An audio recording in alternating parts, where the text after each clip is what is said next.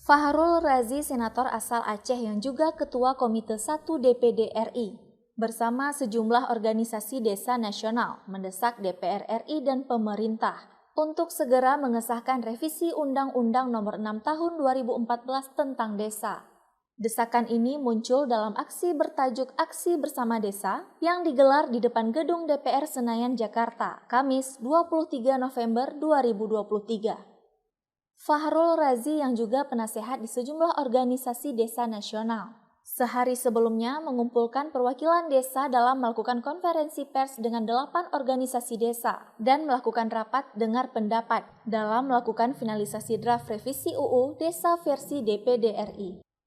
Menurutnya, revisi UU Desa harus segera disahkan agar dapat dilakukan sinkronisasi di lapangan. Di antaranya, kepastian hukum terkait masa jabatan kepala desa yang diubah dari 6 tahun menjadi 9 tahun, dana desa menjadi 5-10 miliar per desa, dan peningkatan kesejahteraan kepala desa, BPD, dan perangkat desa, kenaikan gaji kepala desa untuk peningkatan kesejahteraan, hingga perlindungan hukum bagi kepala desa dan perangkat desa dalam pengambilan kebijakan pembangunan desa.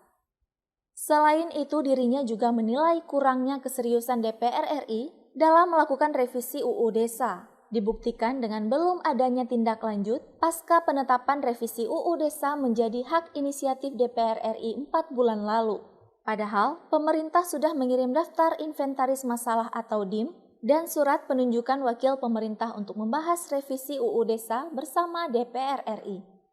Fahrul Razi mengancam jika revisi UU Desa tidak dilakukan, Fahrul Razi dan 8 organisasi desa akan kembali ke gedung DPR MPR RI. Senator asal Aceh ini menduga ada pihak yang tidak setuju agar revisi UU Desa disahkan karena akan menyebabkan dana desa semakin besar, sehingga ada upaya untuk melemahkan desa. Jika revisi tidak segera disahkan, maka dirinya bersama massa akan kepung kembali Senayan sampai RUU Desa disahkan. Saudara sekalian, hari ini yang kita tuntut bukan ingin mengambil semua uang APBN kembali ke desa, tidak.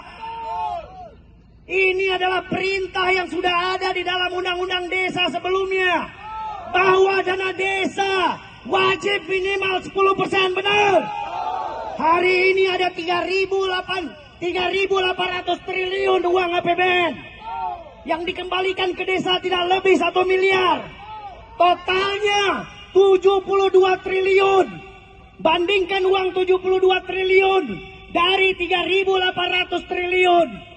Terlalu kecil, 0,sekian% dari dana APBN sebenarnya wajib diturunkan ke desa sebagaimana perintah konstitusi. Perintah Undang-Undang Dasar 45, perintah Undang-Undang Desa. Kita hadir di sini bukan menuntut anggaran desa diperbesar, karena itu sudah perintah dari Undang-Undang Dasar 45, sudah perintah dari konstitusi. Tapi kita ingin membuktikan bahwa desa hari ini bersatu untuk menunjukkan bahwa desa lebih cinta NKRI daripada para koruptor. Dari Jakarta, tim liputan melaporkan untuk Puja TV Aceh.